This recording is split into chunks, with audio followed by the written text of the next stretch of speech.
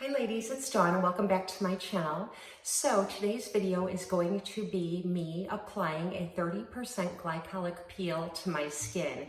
I have been a little bit nervous about applying any kind of peels to my skin, whether it be glycolic, TCA. Honestly, the strongest peels that I've ever done are like a 1% tretinoin. I usually use a 0.5% tretinoin once or twice a week, but every now and then I'll just apply it once a week and I'll bump it up to the 0.1% strength, which is the strongest, and that tends to make my skin peel. And when I say peel, I mean that it will get flaky, skin will start to peel, and it will just have a peeling effect on my skin.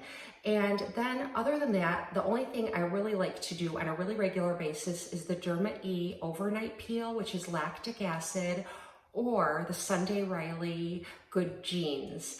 And I apply that at night, and it's lactic acid. And all that really does is dissolves the top outermost dry skin and gives me clearer, more luminous skin. And it's a very, very mild peel. You can pick both of those up at Ulta. You know, they're sold at, Derma E is sold everywhere.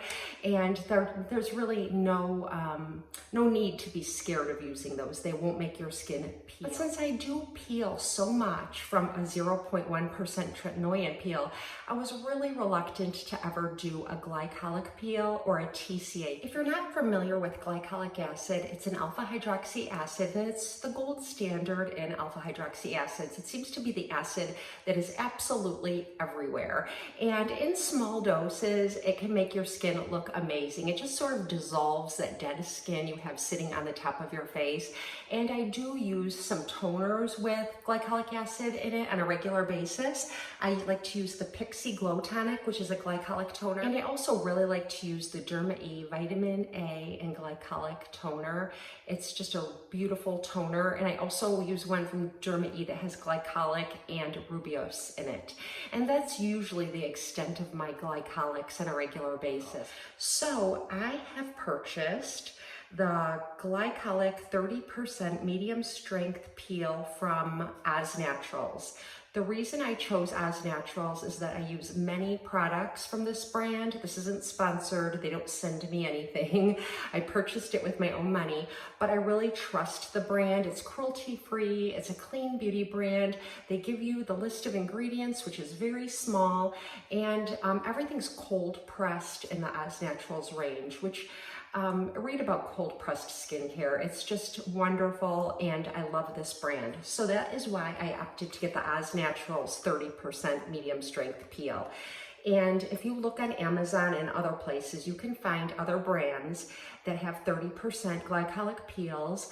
And you can find 50% peels, and I've even seen one as high as 70%.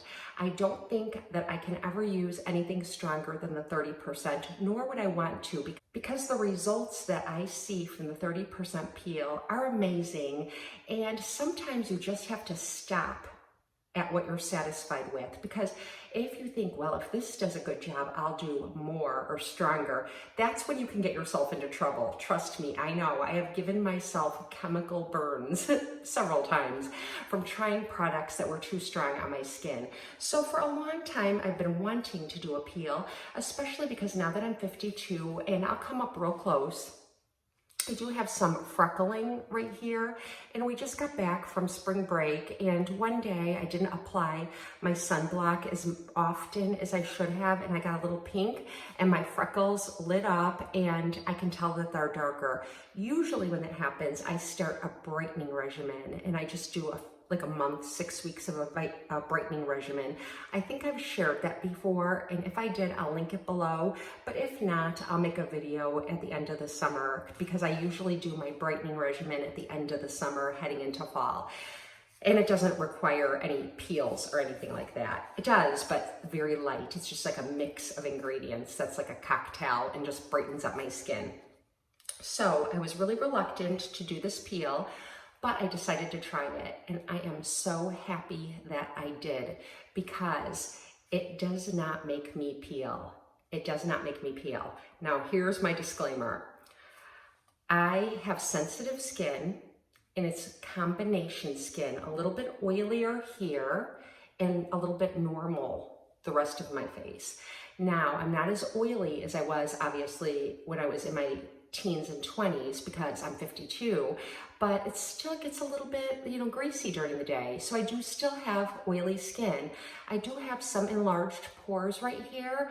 And since I've been using this, it has really diminished them. I know that there's nothing that can truly diminish pore size, but it got all the gunk out of them, which creates, they can close up then, you know what I mean? They're not plugged with anything. There's no, just dead skin floating around. So that's my skin. I live in the Midwest. So in the winter it's dry, in the summer it's humid. Right now we're in spring, so it's kind of a little bit dry still.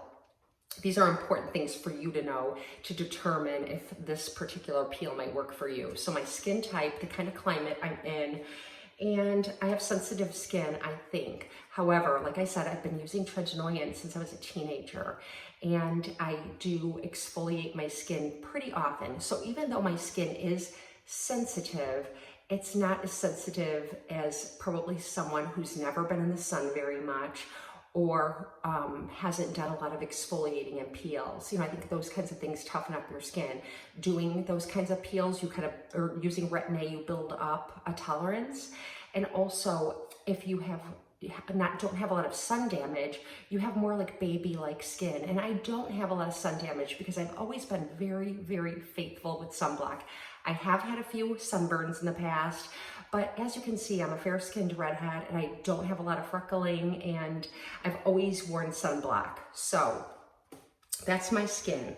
So use this with caution. Decide for yourself if you think that this would be a good peel for you based on your skin type, where you live, and what your skin can tolerate. The next thing you should do is do a patch test.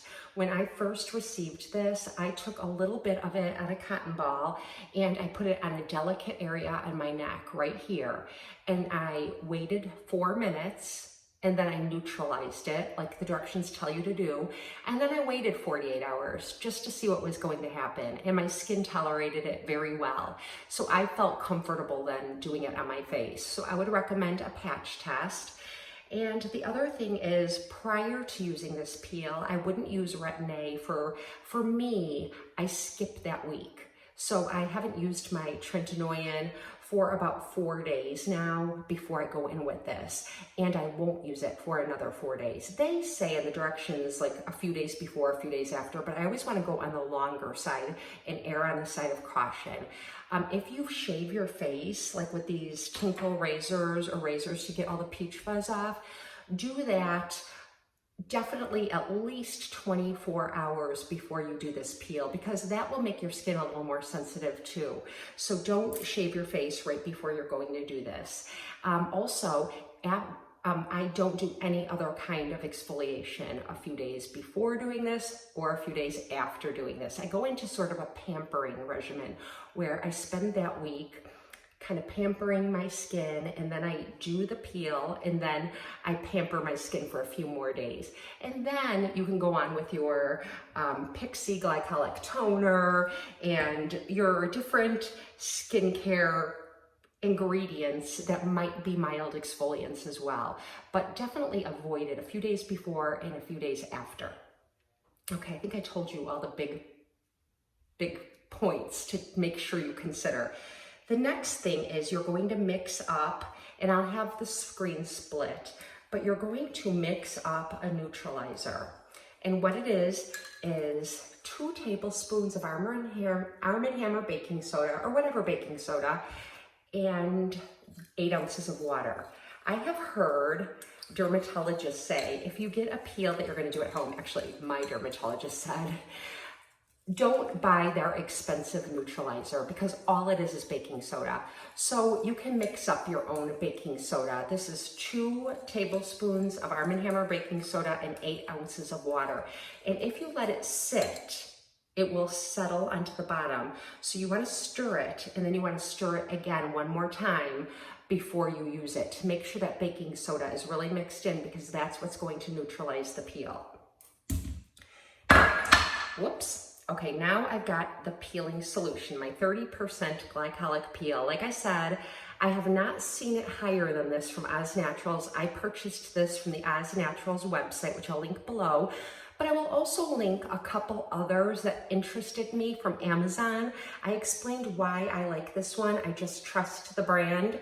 But there are 30% in other brands, and there's also 50% and up to 70%. I'm not even going to link that one because I think by the time you get any stronger than 30 to 50%, you really probably should go into a med spa or a dermatologist and have them do it. What I do love about this is that it is mild enough to use at home. You can use it in the comfort of your own home. You know how if you do a TCA peel or some of those stronger peels, they will make your skin frost when you apply them? Well, I'll explain that. Let's just apply it. So this is a jelly, and I'll show you. See, it's like it doesn't run. It's like a gel. So I put it on my cotton ball, and they say to not really touch it too much. Don't use your fingers to apply it. It doesn't really irritate my fingers, so I just kind of go like that. And then I wipe it off. Take my cotton ball, and I start at my forehead.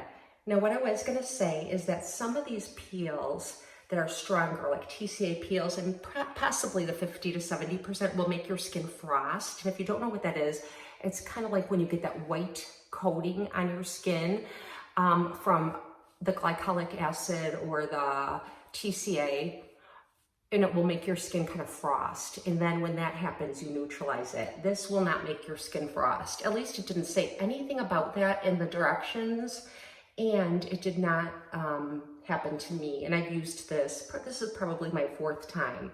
I use it once a week, and my skin seems to tolerate it really well, and I've seen some big improvements, which I'll talk to you about in a minute. So I just make sure I go everywhere except the bones on my eyes are my guide.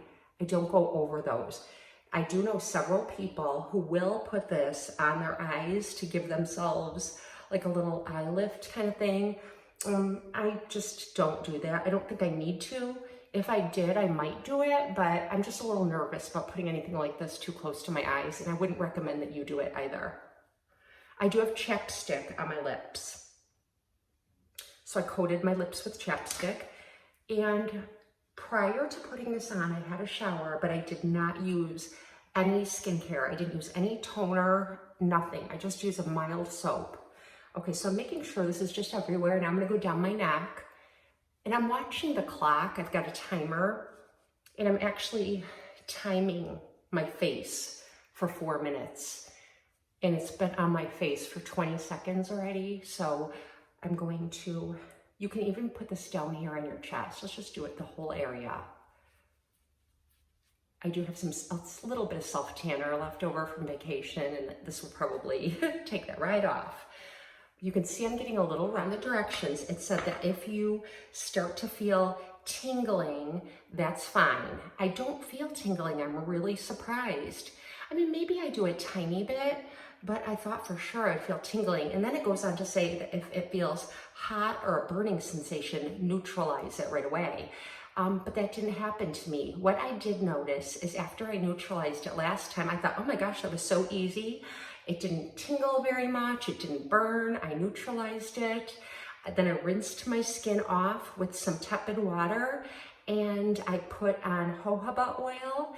And then when I was sitting in bed reading, I did notice it started to tingle a bit then. And then I thought, oh no, I hope that I didn't leave it on too long. You know, maybe because you can leave it on as long as 4 minutes, or take it off sooner, but no longer than 4 minutes.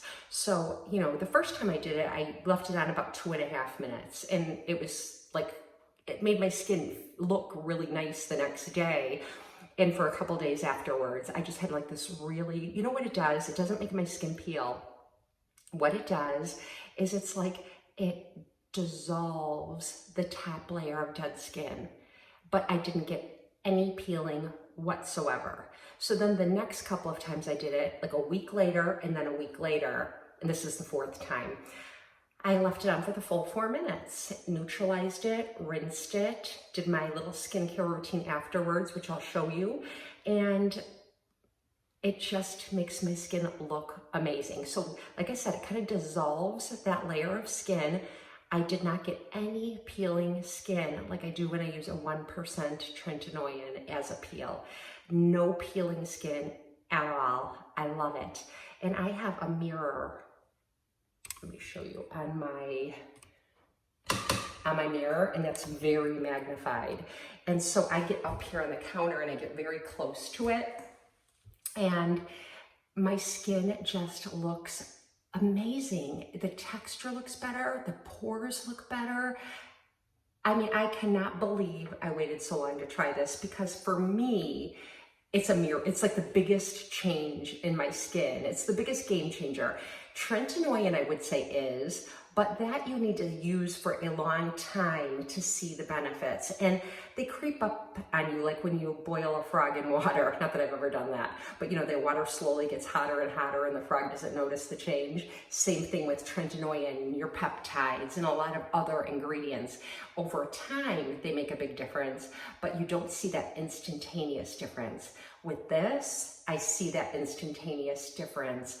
So it's like part of me just wants to go online and order some backup bottles, because I just, you know, I'm just so excited about it. So I wanted to tell you all about it too, because, you know, if you're sensitive skinned like me and you're nervous to try something like this, like I said, take all the precautions. And if you have rosacea, if you have psoriasis, if you have any broken skin or anything like that, definitely talk to your dermatologist. I wouldn't attempt something like this at home if you've got any underlying conditions that affect your skin. Okay, so I'm gonna go ahead and neutralize it now. So as you can see, my baking soda sunk to the bottom. That was all nice and mixed. So I'm stirring it up again. Make sure it's very mixed before I dip in my cotton ball.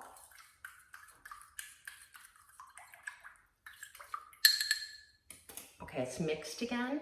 Now I'm dipping in my cotton ball and just saturating that.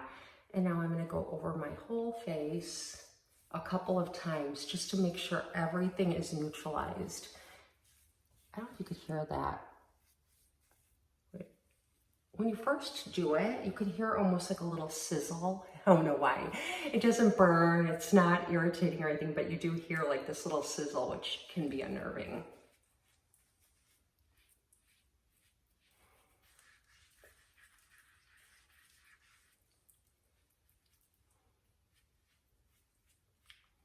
It's really drippy, but I don't mind. I want to make sure that it's really neutralized. Okay, now I'm going to go rinse my face with some tepid water, and I'll be right back. Okay, so I rinsed it off with some nice warm water. And my face does not tingle or burn, but you can see it's a little bit pink, and that will resolve overnight when I'm sleeping. Now, they said that you can put on some skincare afterwards, but what I prefer to do is just put on some jojoba oil, because jojoba oil is the oil that mimics your own natural oils. And I feel like for me, that's the best thing to use.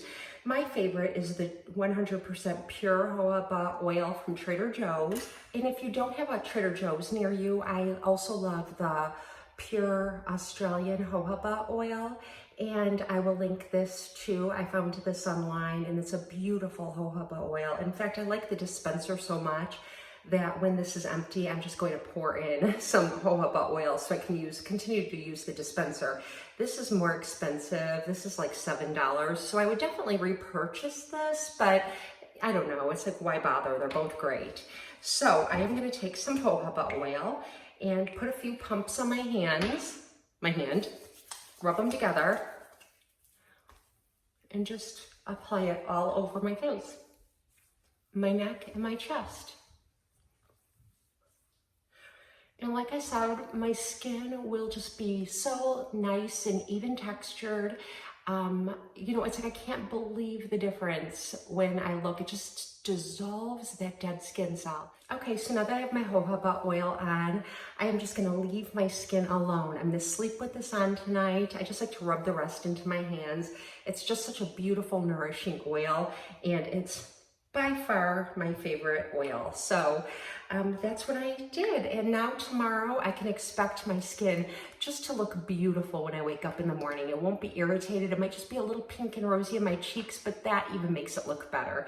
So I just wanted to share this video with you in case you're interested in trying a 30% glycolic peel that it isn't as scary as I thought it was. And I think if you follow a few precautions, you can have wonderful results as well. So thank you for spending some time with me. I hope you enjoyed this video. Have a blessed and beautiful day. I'll see you next time.